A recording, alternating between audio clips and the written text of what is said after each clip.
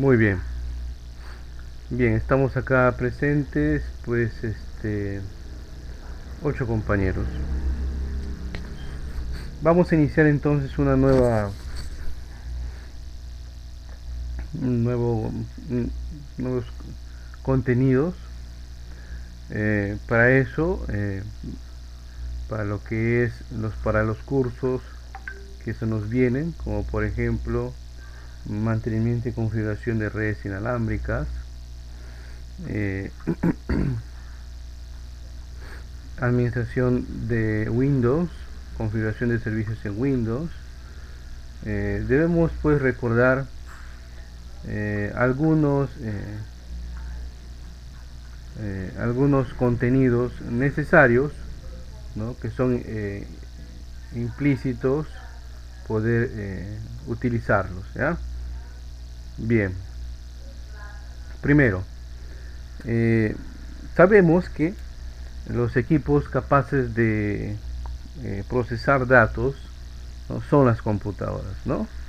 Equipos capaces de procesar datos son las computadoras. Bien, cuando nosotros acá voy a valerme de una imagen.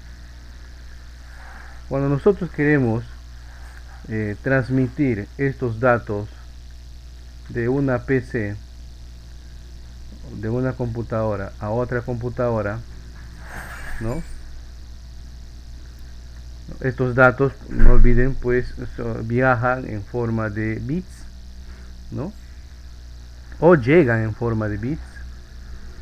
Entonces, en ese momento ya estaríamos formando una red de computadoras, ¿no? Una red de computadoras. Vamos a apuntar acá. Estaremos formando ahí una red de computadoras. Entonces, una red de equipos de cómputo son las interconexiones que se dan a través, obviamente, de medios de transmisión de datos, que pueden ser estos físicos, ¿no?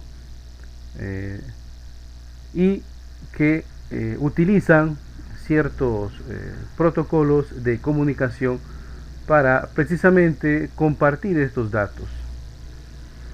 La similitud o el ejemplo que podemos hacer es respecto a la comunicación que nosotros tenemos entre dos personas, ¿no?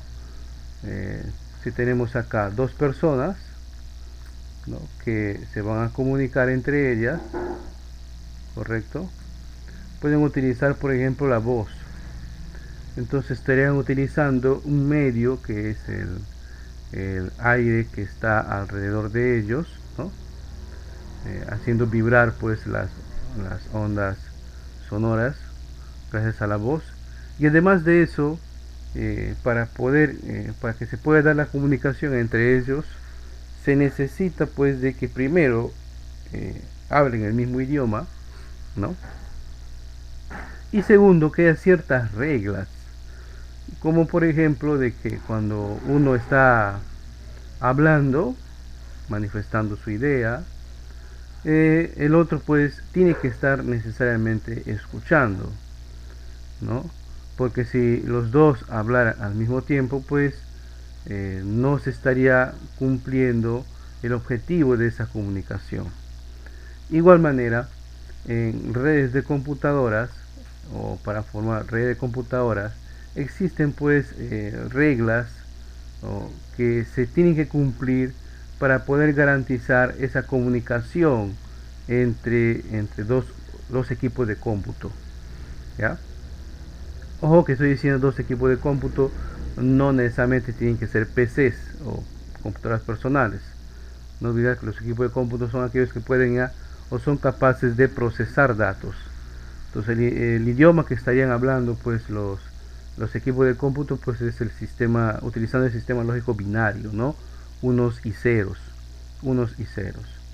Y los medios pues pueden ser mediante cables o mediante un sistema inalámbrico. Y hay distintos protocolos. Ahora, para que se dé esta comunicación entre computadoras, o sea, para que exista una red, necesitamos conocer pues que hay ciertos paradigmas. Un paradigma pues es un modelo a seguir, ¿no? En programación también hay paradigmas. Y acá en lo que son comunicación de computadoras en redes también hay paradigmas. Los que más se han estandarizado son estos que ustedes están visualizando acá, ¿no? El paradigma de comunicación OSI y el paradigma de comunicación TCP/IP. Ambos tienen distintas niveles o capas, se llaman así capas, ¿no? Y se ha puesto ahí en contraposición de uno del otro para que se note pues esa similitud, ¿verdad? Mientras que en el modelo de comunicación, el paradigma de comunicación TCP/IP, ¿no? Tenemos, podemos contar ahí 4 capas. En el modelo OSI tenemos 9 capas, perdón, 8 capas, 2, 4, 6, 7, ¿no? 1, 2, 3, 4, 5, 6, 7, ¿no? Viene desde el nivel físico, ¿no? Desde el nivel físico, un momento, vamos a...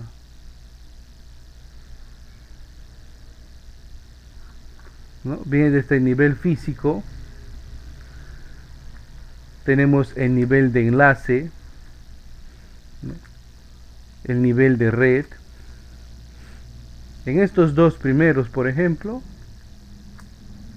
en estos dos primeros tendrían cierta equivalencia con el nivel de acceso a la red del modelo o del paradigma TCP/IP, ¿no? En donde pues, como pueden leer ahí, se da el direccionamiento físico, ¿no? Luego tenemos el nivel de red, ¿no? Que se asemeja pues al nivel de internet en el modelo o en el paradigma TCP. El nivel de transporte, que en ambos sistemas o en ambos paradigmas es el mismo. Y luego tenemos una sección de 3 subdivisiones que son el nivel de sesión, acá está, el nivel de presentación y el nivel de aplicación, ¿no? Todos estos pues vendrían o equivaldrían a lo que en el modelo TCP/IP agrupa todo en nivel de aplicación. Nosotros los usuarios siempre estamos interactuando con el modelo OSI, con esta última capa, ¿no? Porque nosotros interactuamos, ¿no? Haciendo uso de una red de computadoras, interactuamos pues utilizando el aplicativo, ¿no?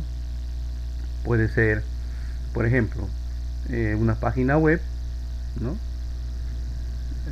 Utilizamos el aplicativo, una página web, y la página web pues se comunica con un equipo, ¿no? Mediante solicitudes, mediante protocolos que ahorita vamos a ver, y recibe pues la comunicación, y simplemente nosotros observamos ya todo ese procedimiento, ¿no? Y en un nivel lógico se han seguido esos paradigmas. ¿Ok? Muy bien. En la tecnología de redes de comunicación de datos, o en el nivel de red de comunicación de datos, vamos a notar que por lo general vamos a trabajar pues con estos protocolos, ¿no? Con estos protocolos. Recordemos que los protocolos de comunicación son las distintas reglas que se estandarizan en la industria para poder transmitir y recibir datos, no información, datos, ¿no? Aquí podemos observar en este cuadro o en este gráfico los distintos protocolos, ¿ya? Protocolos con los cuales se estarían trabajando en una red de computadoras.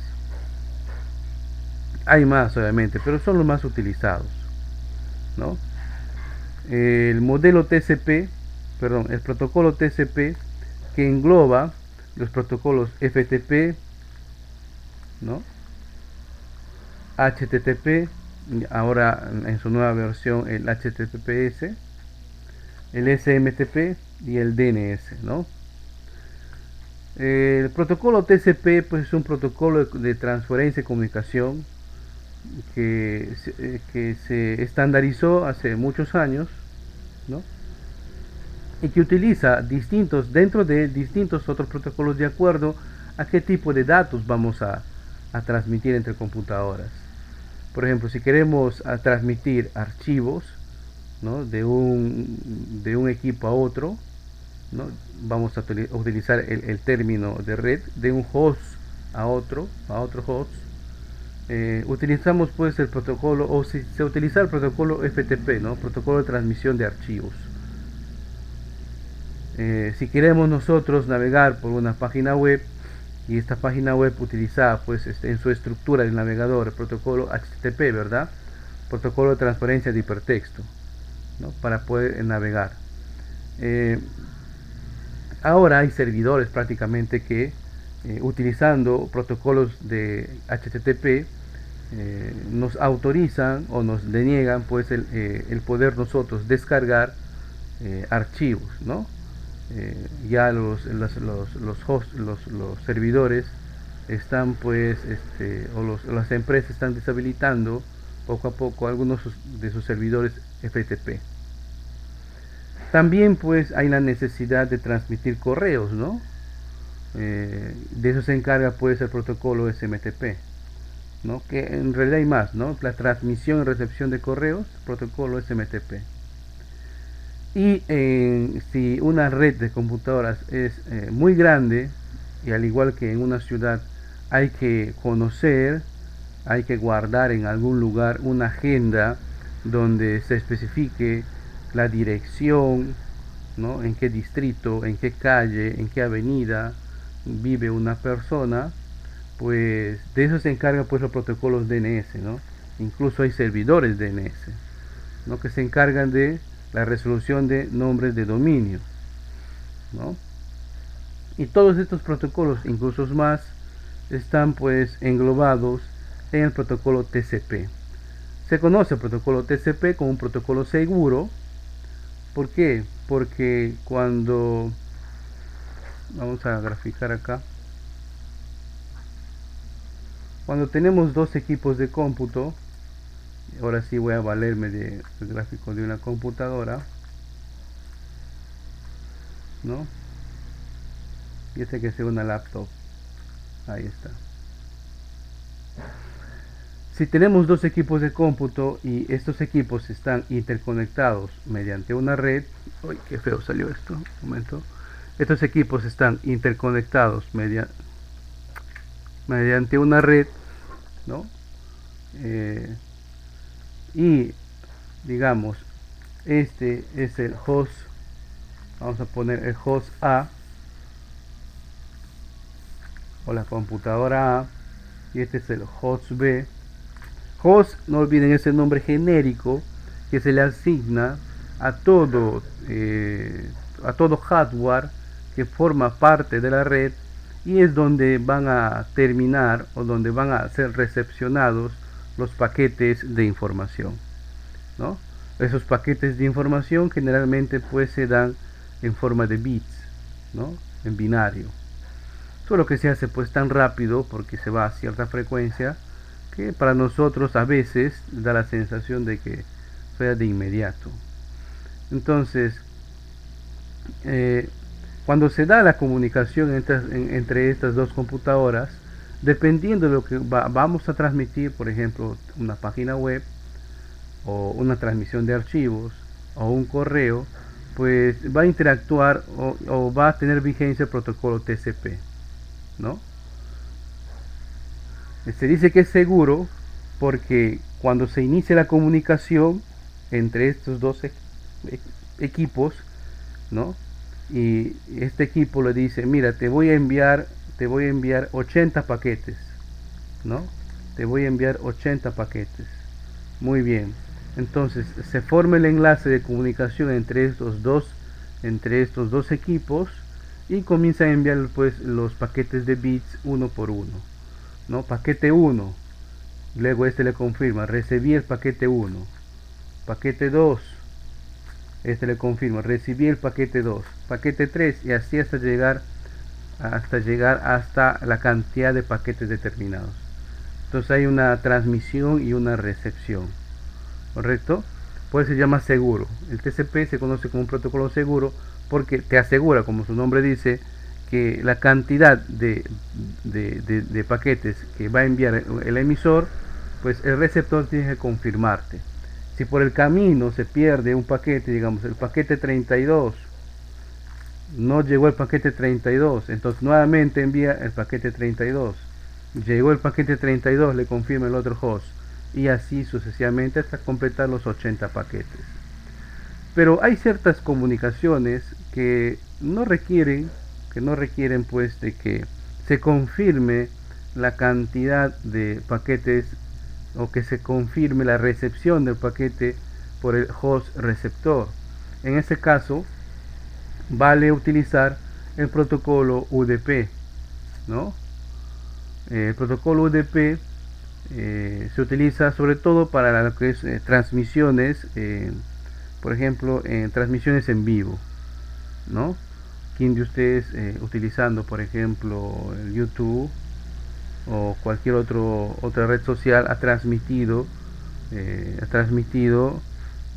señales o en vivo, ¿no? Quiere decir que en tiempo real, la comunicación que se da en tiempo real.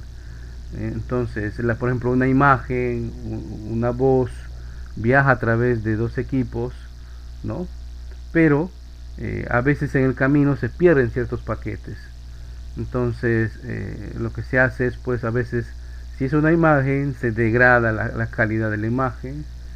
Si es la voz, en cierto momento se degrada la calidad del sonido, ¿no? Por eso a veces nos decimos, se escucha entrecortado, ¿no? Entonces ciertos paquetes de datos no están llegando al receptor, pero como la transmisión es en directo, de inmediato, pues no podemos regresar y solicitar nuevamente ese paquete de datos porque ya corrió, ya se habló, ya se transmitió, ¿no?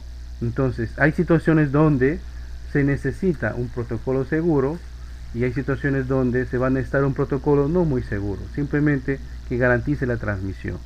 El UDP, a pesar de ser protocolos no seguros, porque el receptor no garantiza la recepción de todos los paquetes de datos que se envía el emisor, pues es necesario, sobre todo en transmisiones, como les digo, cuando transmitimos audio, imágenes, video en directo, ¿no? O en un tiempo, en un lapso determinado, ¿no? Datos que no se van a poder volver a solicitar. Todos estos protocolos pues se engloban en el protocolo IP, ¿verdad? En realidad IP dentro de la estructura de una red pues es como protocolo de internet, aunque a modo de estructura de una red, el IP también pues representa un número. ¿Nos recuerdan ustedes? El IP, que hay dos versiones, la 4 y la 6.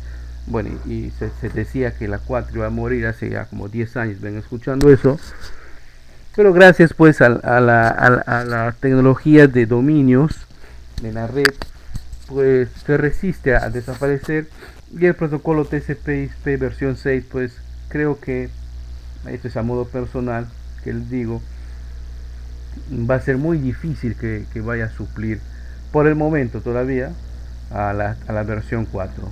Pues bien, en una red los hosts necesitan un identificador único, perdón.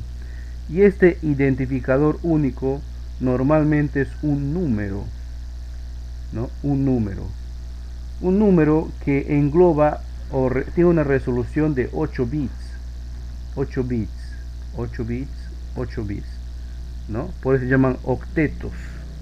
Y como nosotros hemos aprendido 8 bits en binario, 2 a la 8, ¿cuánto viene a ser? 255, ¿verdad? No, mentira, 256. 2 a la 8. A ver si me apoyan. ¿Cuánto es 2 a la 8? 2 a la 8. 2 por 2, 4, por 2, 8 por 16, por 32, por 64, por 128. 256, ¿no? 256. Entonces, podemos formar cantidades desde el 0 hasta el 255. Por eso es que cada octeto en un número IP puede ir desde el 0 hasta el 255. Desde el 0 hasta el 255. Desde el 0 hasta el 255. Desde el 0 hasta el 255. Entonces, en una red de computadoras, cada uno de los equipos de la red debe tener un identificador o un número IP asignado, ¿ya? Esta forma de asignar direcciones IP puede ser en forma automática o puede haber un servidor que asigna estas direcciones IP. Y estas direcciones IP, como ustedes pueden observar, sobre todo la versión 4, como la teoría nos dice que tiene una resolución de 8 bits. ¿Qué significa eso? De que puede englobar números del 0 al 255, o sea, 256 números, ¿no? Por lo general, se estila agrupar a estos números en clases, ¿no? Dependiendo, acá está, dependiendo de el número que va asignado. Por ejemplo, se clasifica como una dirección de tipo A o clase A cuando van desde el 0.0.0.0 al 127.255.255.255, ¿no? Entonces, acá nos dice que con direcciones IP de clase A podemos formar 128 redes, ¿no? Ahí te explico por qué. Luego tenemos las direcciones de clase B, que van desde el 128.0.0.0 al 191.255.255.255, ¿no? Perdón, en el anterior podríamos formar 128 redes y dentro de cada red podríamos tener 16.777.214 hosts conectados a cada red. En la clase B podemos formar 16.384 redes o subredes, y cada red puede tener 65.534 hosts, ¿no? O equipos conectados. Y ese es el que más se utiliza, el que ustedes ven ahorita, la clase C, la que más se utiliza, sobre todo para el campo doméstico y comercial, no industrias pequeñas, ¿no? Empieza en el 192.0.0.0 y termina en el 223.255.255.255. ¿Cuántas subredes puedo formar con esto? Podemos formar 2.097.152 subredes, pero cada red solamente va a manejar 254 hosts, ¿no? Entonces, seguramente si ustedes han configurado un enrutador, un switch o un AP router que han comprado en el mercado local, o si alguien les ha pedido configurarlo, seguramente han visto que la dirección IP que en automático te asigna está en esta familia, en la clase C, ¿no? Normalmente viene, si es de telefónica, es 192, 168, ¿no? 11, ¿no? O 10 o 01. Normalmente tiene esa connotación, ¿verdad? Como su nombre dice acá, para redes pequeñas. Casi siempre se utiliza esto para clasificación doméstica o pequeñas industrias, ¿no? Casi siempre.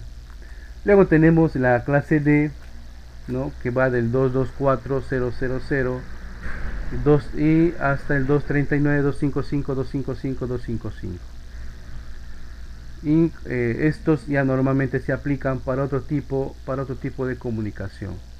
también la clase E, perdón, ¿no? Y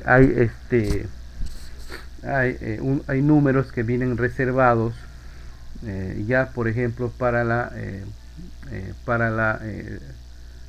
lo que son la dirección o la interfaz de red, ¿no?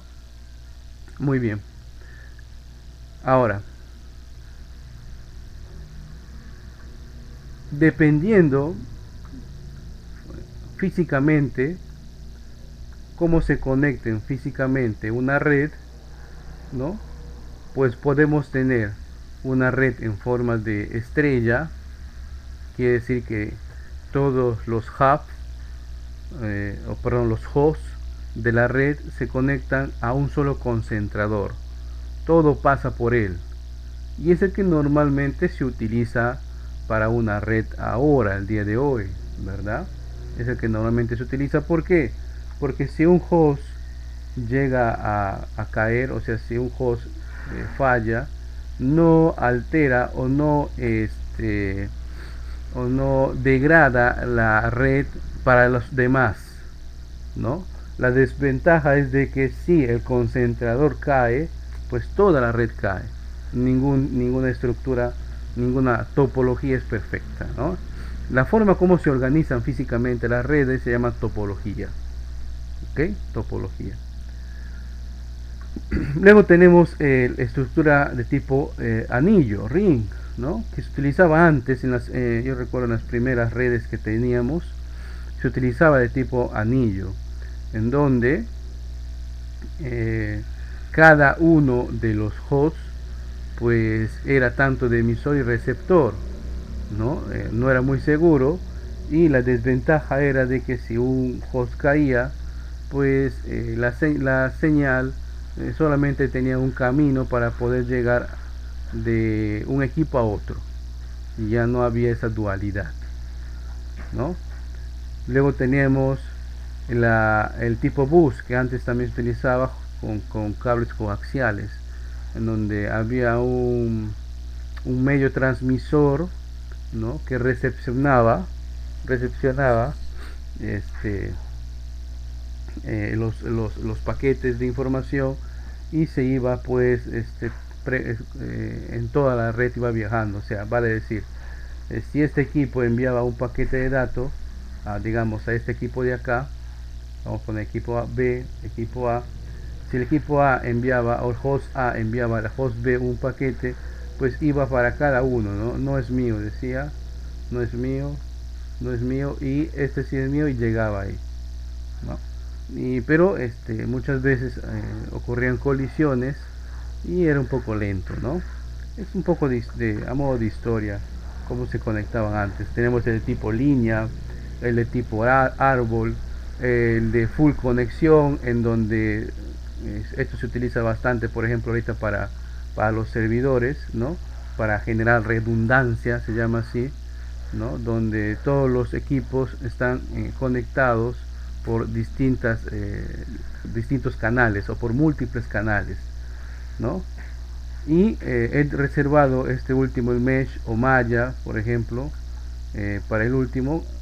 Antes se tenía esto en modo más teórico, y ahora se ve bastante, sobre todo para lo que es tecnología inalámbrica de Wi-Fi 6, ¿no? Te venden equipos que en tu casa o nivel doméstico empresarial pueden armarte en automático una red en mesh, ¿no? En malla. ¿Qué significa eso? De que los equipos no necesitan estar solicitando sesiones individualmente en cada uno de los repetidores o concentradores. Simplemente basta que uno se identifique, por ejemplo el host A se identifique aquí en este equipo concentrador o en un router, ¿no? Y automáticamente pues está en red con todos los demás. Esto se utiliza bastante, por ejemplo, en un domicilio donde un AP está en una parte de la casa y la señal pues no llega digamos al segundo piso, al tercer piso, ¿no?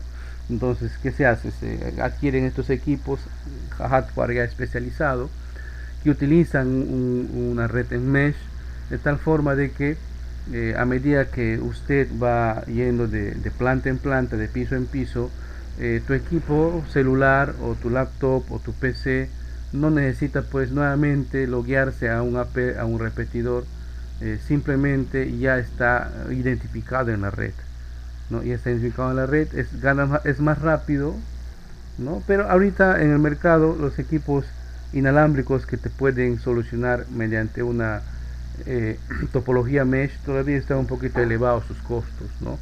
Generalmente lo que ustedes van a hacer es adquirir un AP router o simplemente un AP y ponerlo en modo repetidor, ¿no? Para que la señal que está en la sala de repente llegue hasta el huerto, hasta la cocina, ¿no? Con mayor potencia.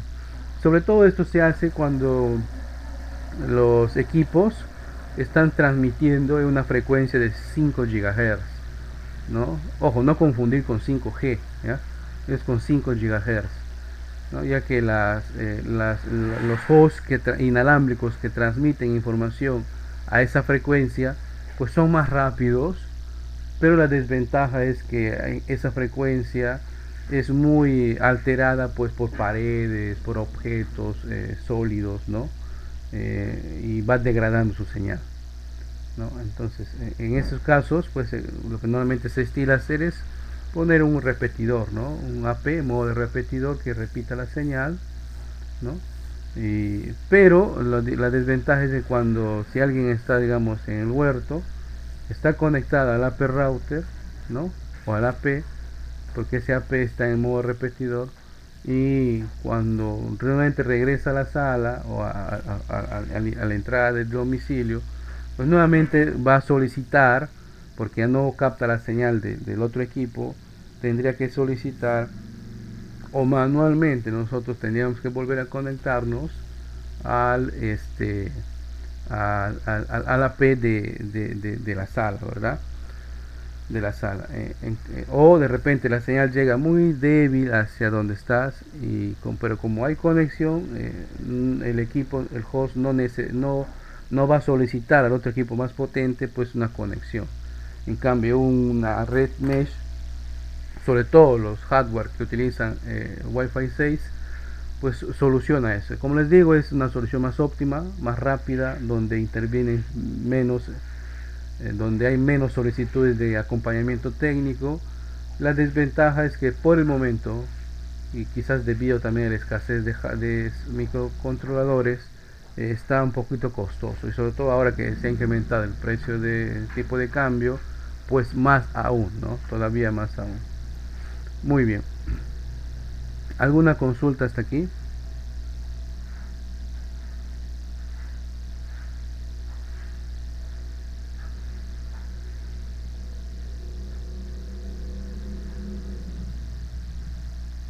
Nadie, doctor, buenos días. Buenos días, Lirio. Va a disculpar que estoy así medio jalando los mocos porque estoy con un proceso gripal terrible. Así que me disculpan, ¿ya? Si por ahí escuchan que sonidos un tanto que muy grotescos. Me disculpan, pero no puedo evitarlo. Bien, ahora, recordemos que cuando yo les definía que la comunicación entre dos hosts, ¿no? Eh, se pueden dar mediante cables, ¿no? Vía alámbrica, pues había había que definir el interfaz, ¿no? De conexión de la red, lo que en inglés pues le llaman una NIC, ¿no? Las interfaces de conexión de red, ahora más que todo pues ya se han estandarizado, ¿no? Por ejemplo, para lo que son redes alámbricas, hay de tipo, o había antes, por ejemplo, de tipo coaxial, acá antes, y ahora las empresas, sobre todo las que te venden, en Lima se ve esto, ¿no? O en algunas ciudades de la costa también, que utilizan el cable coaxial, ¿no? Para redistribuir servicios de internet, ¿verdad? Servicios de internet. A ver, permítame compartirles una imagen de un cable coaxial. Un momento.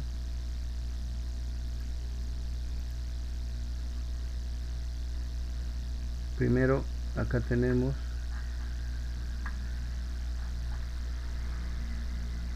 a ver, aquí está. Por ejemplo, este sería una interfaz de red, ¿no?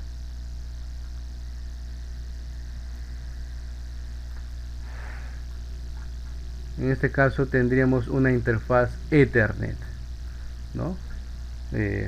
Porque utiliza pues esa tecnología. Recuerden ustedes en semestres anteriores donde para conectarnos en la interfaz Ethernet, la entrada pues es un conector RJ45, ¿no? Utiliza cables de cobre de par trenzado, 4 pares, y dependiendo de la versión, ¿no? Puede ser un cable de categorías, hay 5E, 6, 6E y hay más todavía, ¿no? Por ejemplo, los que transmiten, y cada categoría pues va aumentando la tasa de transferencia. La tasa de transferencia en lo que es transmisiones en red, ¿no? Generalmente se mide en se miden en megabits por segundo, no es byte, ¿no? Megabits por segundo. Y si nos ayuda la tecnología, pues ahora podemos ver gigabits por segundo, ¿no? Esta es la velocidad de transferencia de datos en interfaz de red, ¿no? Megabits por segundo. Por ejemplo, hay planes de operadores que te venden pues cobertura de acceso a internet, y normalmente te ponen los planes en megabits por segundo, ¿no? Por ejemplo, un plan de 40 megabits por segundo, plan de hogar, ¿no? 40, 50, 60, ¿no? Aunque según las necesidades, pues a veces va requiriendo más y a veces no es suficiente, ¿no? No es suficiente, y a veces 40 megabits que por segundo pues quedan muy cortos, sobre todo si en la casa hay múltiples equipos conectados, y cada uno pues está exigiendo, saturando la red, ¿no? Esta interfaz de red pues utiliza estos cables, ¿no? Si ustedes recuerdan, el cable de par trenzado, había normalmente para lo que era sin categoría 5E, 6E, pues se hacía, ¿no? En distintas formas de ponerlos, ¿no? Utilizábamos un punto en A o en B, ¿no? Si le llamabas en A y en B, ¿no? Si eran iguales A o B, es un cable directo, y si no eran iguales, si era uno A y otro B, pues era cruzado, ¿no? Si ustedes recuerdan, en una red, para comunicar o para unir mediante Ethernet equipos iguales, se utilizaban pues cables cruzados, ¿no?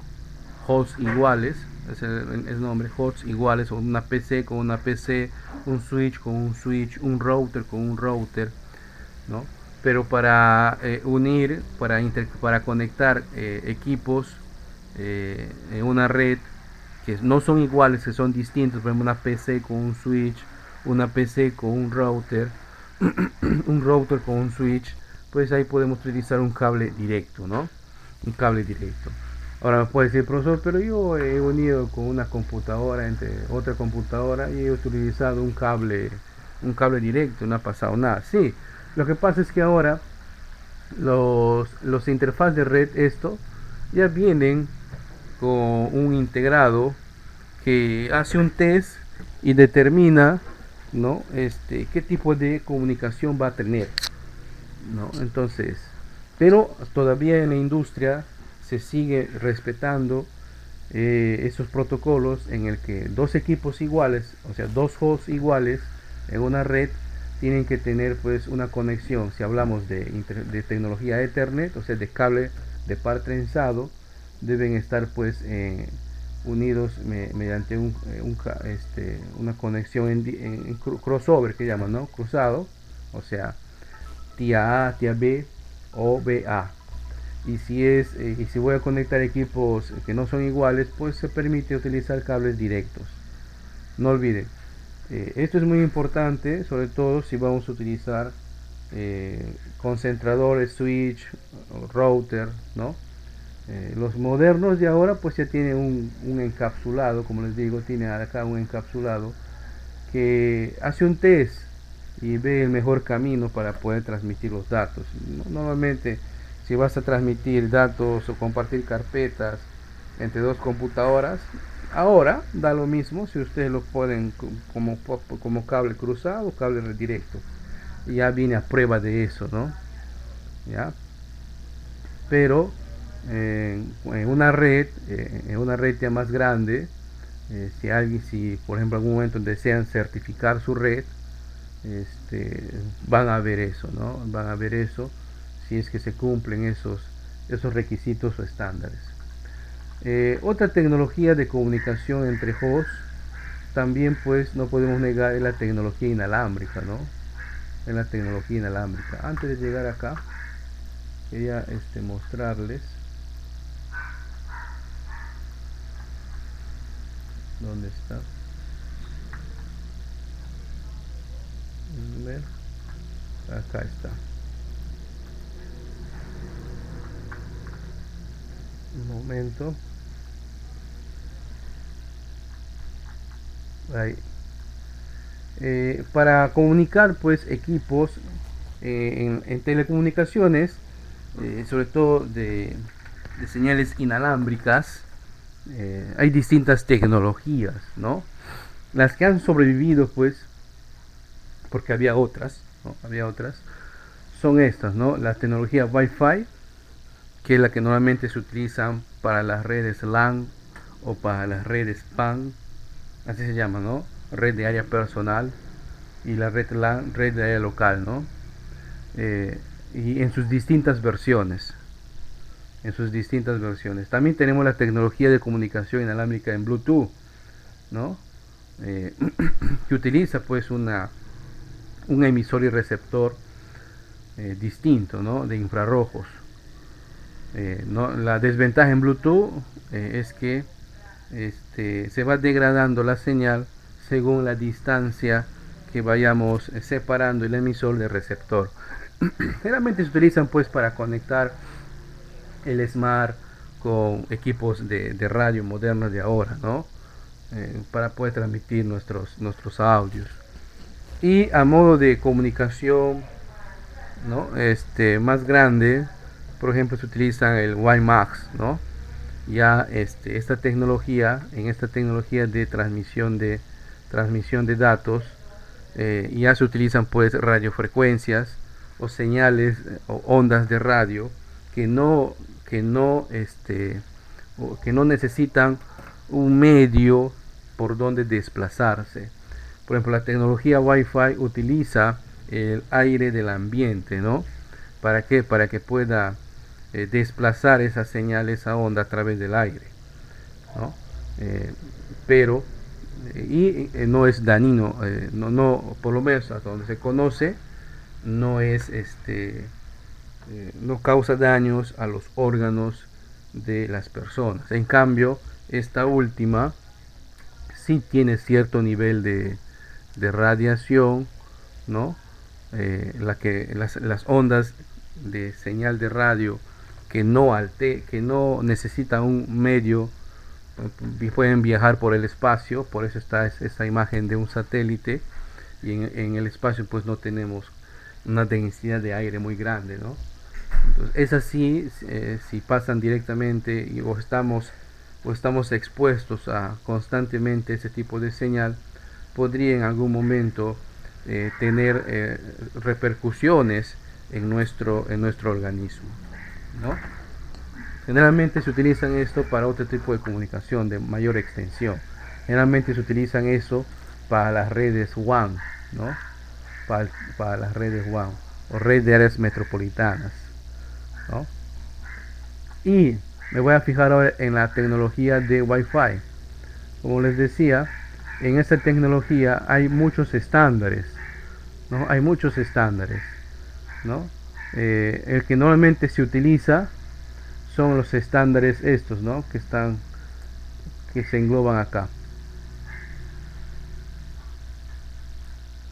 Cuando uno compra ahorita en el mercado local un AP, un Access Point, pues de seguro que va a tener estos estándares, ¿no? Estos estándares de comunicación 802.11a, 11b, 11g, 11n y 11ac, ¿no? Y cada uno de estos pues tiene distintas frecuencias, ¿no? A donde viaja, ¿no? O de comunicación, o frecuencias de transmisión de datos y distintas cantidad de datos que transmite. Por ejemplo, el estándar 11B transmite 11 megabits por segundo, ¿no? De transferencia. El 11A a 54 megabits por segundo. ¿Cuál es la diferencia? Esto tiene que trabajar a una frecuencia de 5 GHz y esto a 2.4 GHz, ¿no? ¿Y cuál es la ventaja de uno y otro? Ya les decía que el de 5 GHz, esa frecuencia me permite transmitir más datos, pero es susceptible a paredes, a objetos que están pues entre el emisor y receptor y van degradando la señal. Entonces 1 o 2 cuartos ya no va a llegar o en dos divisiones o en dos paredes, pues ya no va a llegar la señal. En cambio la de 2.4, la desventaja es que transmite menos cantidad de datos. Miren, acá es 11 megabits por segundo, pero la ventaja es de que puede pasar paredes, ¿no? De ciertas densidades, entonces va a llegar más lejos la señal. Generalmente los equipos inalámbricos antiguos trabajan a esta frecuencia, pero la gran desventaja de esta frecuencia es de que es muy susceptible a señales de interferencia, ya que todos los equipos electrodomésticos, por ejemplo, trabajan a esa frecuencia, 2.4 GHz. Si usted tiene un microondas, ¿no? Ese microondas, por ejemplo, transmite sus ondas para poder calentar la comida o lo que desees calentar ahí a esa frecuencia, 2.4 GHz. Entonces, si tienes la suerte de que entre tu cocina está tu transmisor, tu AP, y por ahí alguien enciende el microondas, es de hecho que va a tener una degradación de la señal. El estándar G, que salió en el 2003, también trabaja en 2.4, pero mejoró la velocidad, ¿no? Luego el estándar N, que puede trabajar a 2.4 a 5 GHz, y ya estamos hablando de velocidades 600 megabits por segundo. Es mayor todavía, ¿no? Y el AC, el que engloba pues todos los anteriores, también puede trabajar desde 2.4 a 5 GHz y transmite 1.3 gigabits por segundo. Y el último, que le han puesto de nombre el Wi-Fi 6, así le han llamado, ¿no? El Wi-Fi 6 es el que transmite también en frecuencias de banda de 2.4 y 5 GHz, pero ya llegan hasta los 12 gigabits por segundo, ¿no? Los nuevos AP que están saliendo al mercado ya vienen con esa tecnología. Pero si tienes pues un celular, una laptop o un equipo o un receptor inalámbrico que pues solamente puede recepcionar información bajo estos estándares, pues de poco te va a servir, ¿no? No vas a aprovecharlo, simplemente ahí para poder lucirlo. Pero si tienes ya un smart moderno que ya viene con esta tecnología de Wi-Fi 6, entonces sí vas a poder aprovechar su uso, sobre todo para transmitir grandes cantidades de datos, ¿no? 12 gigabits por segundo ya es una buena tasa de transferencia, ¿no? Incluso 1.3 gigabits por segundo también es una buena tasa de transferencia.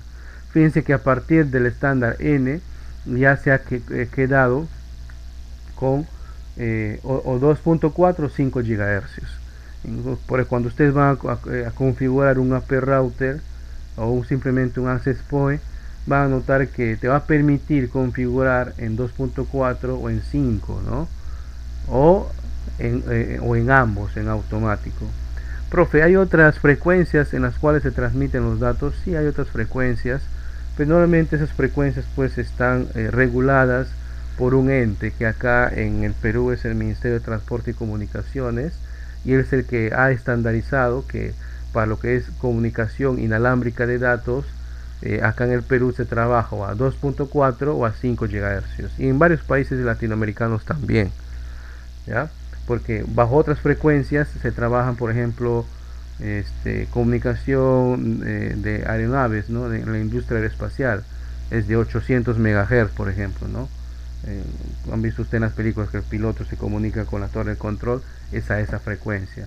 O la frecuencia de manejo de uso policial, ¿no? Es que netamente de uso privado, ¿no? Por eso cuando a veces, si somos neófitos, ¿no? Vemos algunas páginas como eBay, Mercado o Amazon, que nos podemos comprar del exterior, ¿no? Y decimos, mira, acá en el Perú este mesh, este AP que configura una red mesh en Wi-Fi 6 está a sus 800 soles. Pero mira, acá en Amazon o en eBay en Estados Unidos está, vamos a poner, a $100. Caramba, $100 son menos, la mitad. Ya, voy a comprarlo, ¿no? Y resulta pues que en aduanas te retienen. ¿Por qué? Porque cuando ustedes compran equipos que utilizan señales o pueden transmitir señales inalámbricas, por normativa ustedes tienen que hacer un internamiento y toda una documentación dentro del Ministerio de Transporte recién para que en aduanas puedan autorizar su salida. Hay toda una serie de esos, pero cuando si son nuevos lo aprenden, pueden ahí comenzar sus negocios, ¿no? Y evitar ese sobrecosto al cliente. Se ahorra bastante, pero hay que documentarse, ¿no? Pierdes si en caso contrates a un tercero para que te lo haga, y ganas cuando uno mismo aprende cómo importar equipos de comunicación inalámbrica, sea de China o de acá de Estados Unidos, pero mejor de Estados Unidos. Hay empresas que te lo traen y hay un ahorro de casi el 60, del 40%, ¿no? 40, 20, 40, 50% te ahorras al cliente cuando compras en el exterior. Obviamente demora más de 30 días, ¿no? Pero cuando estás presupuestando un proyecto te puede apoyar. Bien. ¿Alguna consulta hasta acá?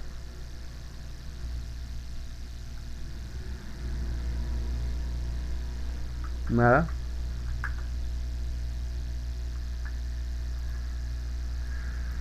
Muy bien. Ahora, yendo a un host, voy a hacer una captura de la dirección. Un ratito. Voy a hacer una captura de una interfaz de propiedad de red, la versión 4 de mi equipo. Ahí está. Cuando ya conectamos equipos en red, no olvidar que físicamente nuestros equipos tienen una interfaz. Esta interfaz puede ser inalámbrica, hemos visto las tecnologías Wi-Fi, ¿no? O puede ser mediante cable. Normalmente se utiliza cable coaxial, perdón, cable de par trenzado. Casi difícilmente vas a utilizar internamente en un hogar un cable de fibra, por ejemplo, cable coaxial. Generalmente eso lo hacen las empresas, ¿no?, proveedoras del servicio, sobre todo lo que es fibra, para transmitir de un punto de una ciudad a otra, ¿no? Normalmente en el domicilio ya llega y se utiliza o inalámbrico o mediante par trenzado, ¿no? Entonces esta interfaz de red tiene un número como un DNI para los peruanos, que es la dirección MAC address, ¿no?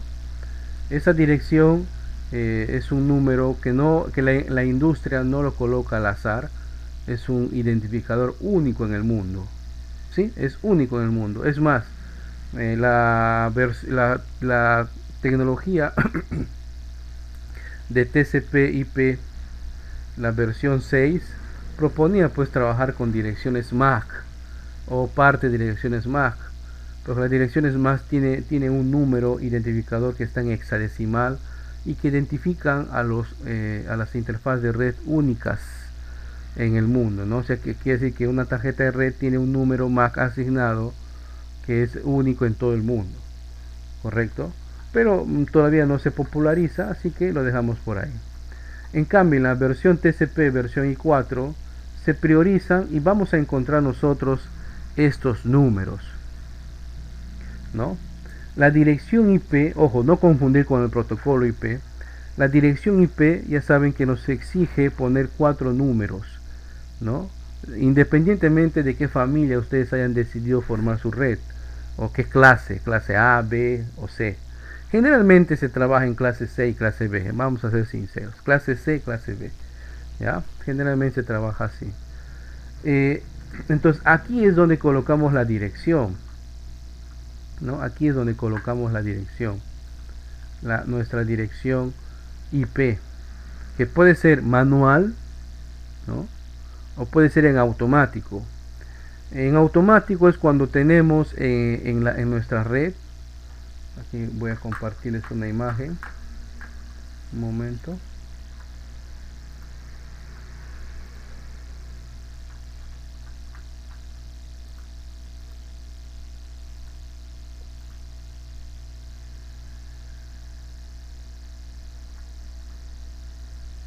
Aquí está.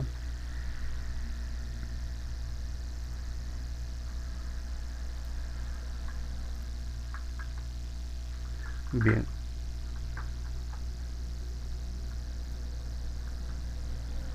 En esta imagen, por ejemplo, podemos observar de que tenemos distintos hosts conectados a un concentrador, que en este caso es un enrutador, un AP router inalámbrico enrutador también, ¿no?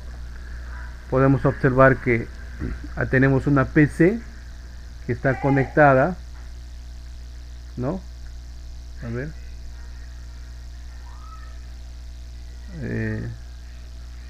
¿Me escuchan? Hola.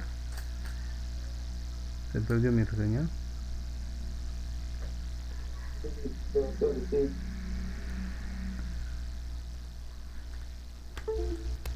En un momento. Veo que se está degradando mi. Y ahora sí. Podemos ver un equipo que está conectada por una interfaz inalámbrica.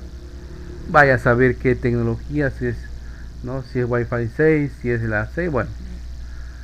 Tenemos una laptop que también está utilizando una señal inalámbrica, muy bien. Tenemos otra PC que está conectada vía cable, entonces está utilizando Ethernet, ¿no? Y tenemos una impresora, de repente tiene un servidor de impresiones, ahí no se sabe, ¿no? Que también está conectado en la red, ¿no? Por mediante cable. Y este enrutador se conecta a internet. Acá pues está el ISP, ¿no? El proveedor de servicios de internet. Muy bien hasta ahí. Hasta ahí muy bien. Entonces, en esta dirección, cada uno de estos hosts, ¿no? Debe tener una dirección única. ¿Qué significa eso? Vamos a suponer que este tenga el IP 192.168, no, este que sea el 111, ¿no? Entonces esto va a ser el 192.168.112 y así vamos avanzando, ¿correcto? Entonces nosotros podemos configurar para que esa dirección sea ingresada manualmente o que haya un equipo que normalmente también es el AP router que en forma automática y según las solicitudes del equipo pues va agregando o va dando direcciones IP en automático, correcto. Normalmente en instalaciones domésticas se hace eso, se recomienda hacer eso, pero en instalaciones ya de uso comercial en donde cada equipo necesita control, pues ahí se recomienda, en la medida de lo posible, que sean manual, ¿verdad? Porque tú vas a tener en tu mapa de red que la dirección, el 111 puede estar asignado a secretaría, el 112 puede ser la laptop del gerente de logística, acá va a haber el otro, el 192, 168, ¿no? El 113 puede ser la máquina del almacén, ¿no? Y el 114 puede ser la impresora que todos utilizan, ¿no? Que todos utilizan. Muy bien. Entonces, para tener comunicación, hemos elegido, como pueden ver, la familia de red 192, 168, ¿no? 1.x. Esta es nuestra familia, ¿verdad? Esta es nuestra familia. Como es una clase C, los 3 primeros octetos nos dan la red y el último octeto le corresponde al host, ¿no? La red o la familia, ¿correcto? Todos tienen eso, 192, 168, 1, 192, 168, 1. Es como en una cuadra, en una calle, ¿no? En una calle es, digamos, por acá calle Los Rosales 325, está en la tercera cuadra. Entonces todo lo que está en la tercera cuadra va a empezar con 3, ¿no? Por eso le llamamos red o familia. Y el último número es el que cambia, ¿correcto? Muy bien. Entonces, para eso apuntaríamos acá. Supongamos que voy a trabajar con este equipo, con el 13. Entonces su dirección IP sería el 192, 168, 113. Como estamos trabajando en una red de clase C, pues no olvidar eso, los 3 primeros octetos o los 3 primeros números nos dan la familia, ¿no? Y el último, el host de la red. La máscara de red es en automático, normalmente las interfaces son en automático, pero una clase C normalmente tiene esta máscara de red, ¿no? 255, 255, 255, 0, ¿no? ¿Qué significa eso? De que como hay 255, 255, 255, quiere decir que es una clase C, y el 0 especifica que el último número corresponde al host, ¿no? Ese va a cambiar, los 3 anteriores no cambian. Muy bien. Con esos dos valores ya sería suficiente, ¿no? Para que los equipos, fíjense, con estos dos valores ya sería suficiente para que estos equipos en esta red puedan compartir datos, archivos, etcétera. Suficiente. Pero por ejemplo, si queremos salir de esta red hacia una red exterior, digamos al internet, imagínense que ustedes quieran conectarse a un navegador .cenati.edu.pe, ¿no? Carambas. Entonces ya estamos hablando que en un aplicativo, en un navegador, estamos digitando ese nombre de dominio, esa dirección URL, cuyo dominio es cenati.edu.pe. Entonces el aplicativo le va a preguntar a la interfaz, ¿conoces este host? Y la interfaz de red pues no va a conocer, solamente conoce todo lo que es 192.168.1, 13, 11, 10, solamente conoce los que están acá en su casa, en su familia. No conoce los que están fuera de él, no sabe cómo llegar a ese destinatario. Entonces normalmente dentro de una red se estila tener una puerta de enlace, que por lo general es el concentrador, en este caso el upper router, que va a manejar dos interfaces o dos redes, una la que es una WAN y una la que es una LAN. En la LAN, como está en la misma familia, esta va a tener la 192.168.1, vamos a suponer que esta sea la 10, ¿no? La puerta de enlace es el 10. Entonces aquí debemos indicar cuál es la puerta de enlace, 192.168.1.10. Entonces, cuando este usuario agarra un navegador y en el navegador, en el browser, digita www.cenati.edu.pe, lo que está haciendo es solicitar, buscar un host cuyo dominio es cenati.edu.pe y ese dominio debe corresponder a una dirección IP. Entonces, como acá en la familia no existe, ¿a quién le pregunta? Le va a preguntar al enrutador, a la puerta de enlace, que normalmente hace a sus veces de puerta de enlace, ¿correcto? Entonces a la puerta de enlace le pregunta, hey, ¿sabes dónde queda cenati.edu.pe? Y te puede decir, no, no conoce. Entonces, ¿qué va a hacer? Esta puerta de enlace, normalmente este enrutador tiene una dirección WAN también, ¿no? Vamos a suponer que sea 10.10.10.1, ¿correcto? Suponiendo. Entonces, como no conoce, en alguna parte del mundo, existen unos servidores, ¿ya? Servidores que se conocen como servidores de resolución de nombre del dominio o de DNS, la acrónimo es en español, ¿ya? Estos servidores, vamos a suponer, es un DNS que resuelven nombres de dominio, o sea, ellos saben qué dirección es cenati.edu.pe. Vamos a suponer que sea un servidor DNS de Google, que es el 8.8.8.8. Entonces tu enrutador tiene como DNS configurado el 8.8.8.8. Y como tu enrutador sale a internet, entonces le va a preguntar la misma pregunta que ha hecho este señor de acá.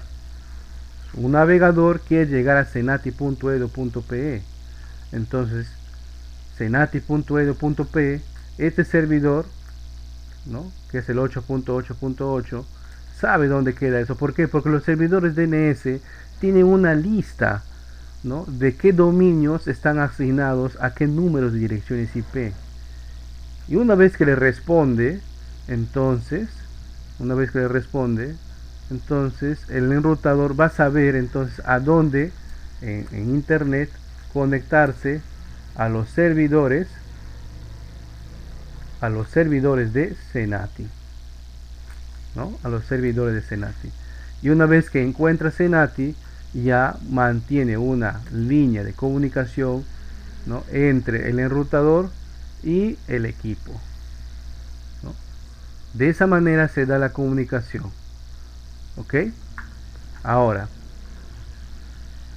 seguramente usted ha notado, profesor, pero acá en la interfaz también nosotros podemos poner una dirección de DNS. Claro, por supuesto. Nosotros podemos utilizar un DNS local. Acá en el Perú 248.0.50, por ejemplo, o el 8.8.8.8.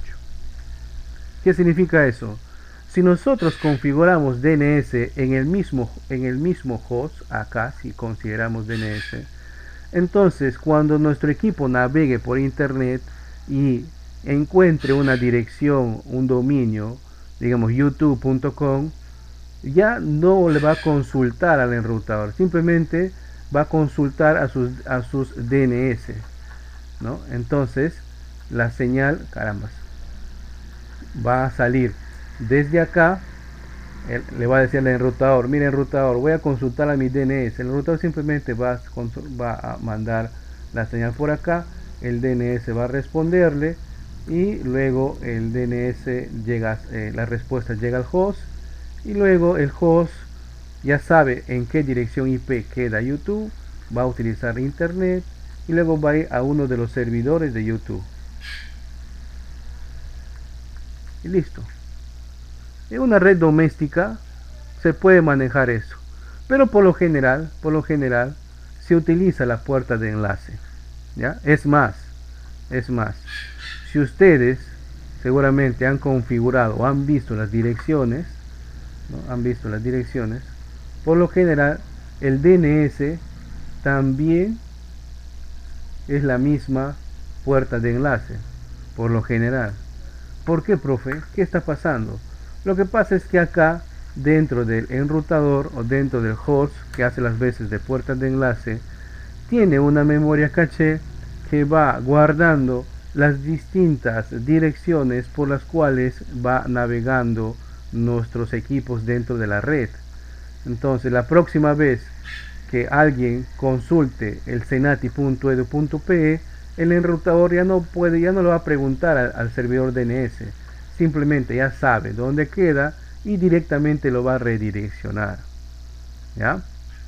Ahora, en una red grande, por ejemplo de 100 equipos, 200 equipos, no es recomendable pues que los servidores DNS estén fuera de la red, porque hacer esas consultas va a generar tráfico de red, y normalmente lo que se estila o lo que se estilaba antes es tener dentro de la red servidores que hagan sus veces de servidores DNS.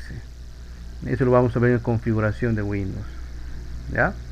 Normalmente se hace eso, pero cuando son redes pequeñas es suficiente, ¿no?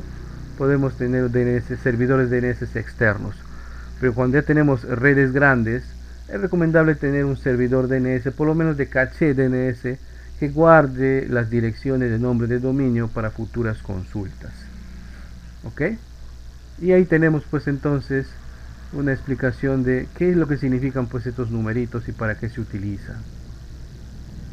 ¿Alguna pregunta? ¿Alguna consulta hasta acá?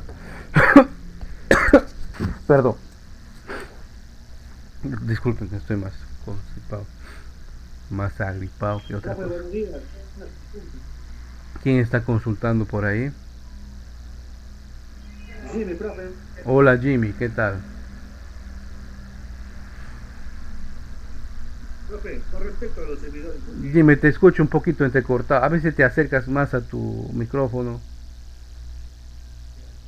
Ya. ¿Listo, profe? ¿Ya? Ya. Con respecto al servidor DNS, ¿tiene que ser un servidor exclusivamente para DNS o dentro de ese servidor también puede ser de servidor de archivos? Claro, no necesariamente tiene que ser exclusivamente un servidor DNS. No somos Google para guardar todas las direcciones de dominio del mundo. Lo que se estilaba antes, y se estila acá, por lo menos en el medio local en Iquitos, no sé si en otra parte del país, era que en un mismo equipo se instalaba el servicio DNS, pero ese mismo equipo también funcionaba como servidor de archivos, ese mismo equipo también funcionaba como servidor de HCP, ese mismo equipo también se podía configurar virtualmente una máquina para que funcionara como servidor de correos. Entonces, en un mismo hardware podríamos configurar distintos servicios. No necesariamente un mismo servidor se va a utilizar exclusivamente para servidor DNS. Puede tener muchos otros servicios. Jimmy. ¿Alguna otra consulta, Jimmy?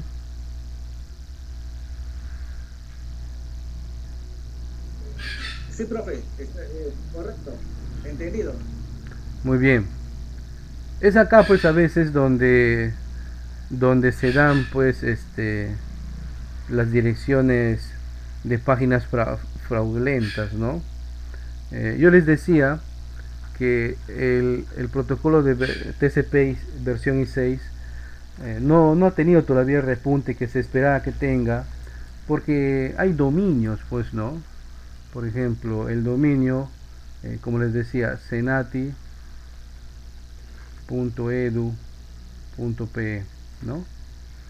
Entonces, este dominio, este texto, en algún servidor está asociado, digamos, está anidado a un servidor, ¿verdad?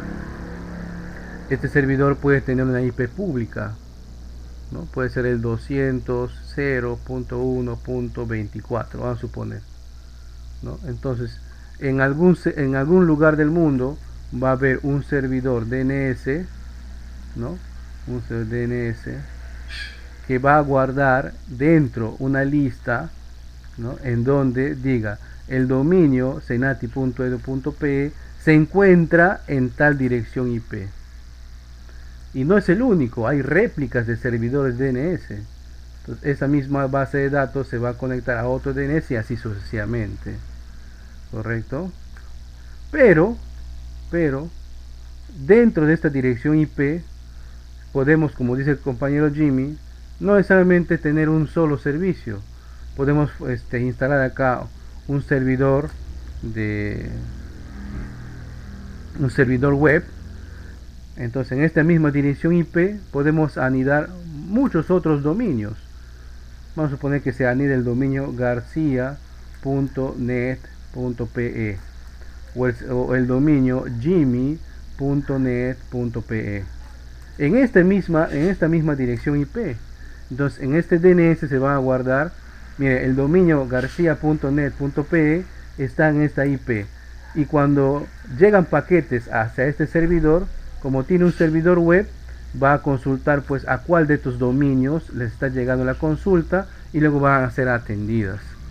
Por eso es de que en cierta manera todavía se mantiene vigente el protocolo de versión TCP/IP versión 4, ya que con la tecnología de los dominios, ¿no? Los dominios en una misma dirección IP se pueden alojar muchas páginas web, ¿sí? Por ejemplo, yo en un momento yo tengo mi, no sé si todavía sigue vigente mi página, déjeme googlear.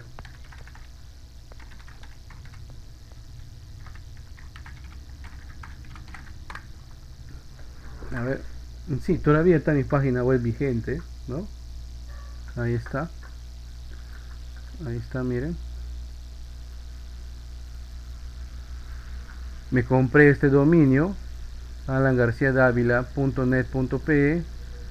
Para comprar dominios acá en el Perú lo puedes hacer en la NIT, ¿no? En la Red Científica del Perú.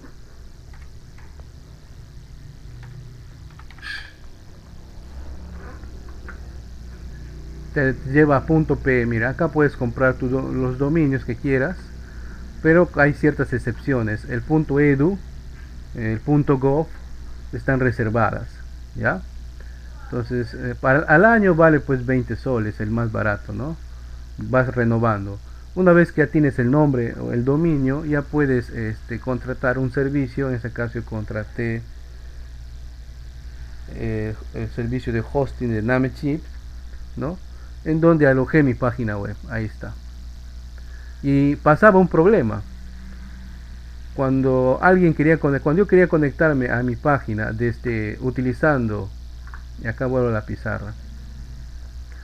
Cuando yo quería conectarme a la página, recuerden que les puse ISP, proveedor de servicios de internet, ¿sí? Cuando yo quería conectarme utilizando proveedor Movistar, me salía baneado. No podía ingresar a mi página.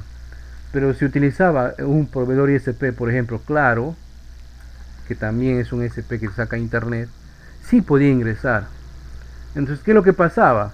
Los servidores de Movistar habían detectado de que en esa dirección IP, recuerden, mi página está asignada a un lugar que tiene una dirección IP, y de esa dirección IP también se habían anidado páginas de las cuales habían hecho pues anidado pues páginas web de suplantación, que habían suplantado una página bancaria, o se había organizado un ataque masivo de solicitudes a un servidor. Entonces, ¿qué pasó? Que este servidor, este ISP, baneó esa dirección IP. Entonces no podía conectarme. No podía conectarme. Entonces tuve que hacer uso de otros servicios de cloud, por ejemplo, para que el proveedor, o sea, cualquiera que se conecte del proveedor Movistar, Claro, Vitel, puede encontrar mi página. Entonces, en este mundillo podemos encontrar distintos casos, distintas situaciones, ¿ya? No olvidar eso. Muy bien, vamos a necesito un receso, jóvenes, porque ya la garganta me está ganando y no quiero que me escuchen toser constantemente acá en la clase, ¿eh? Voy a tomar mi antitusígeno. Nos vamos a un receso, entonces retornamos.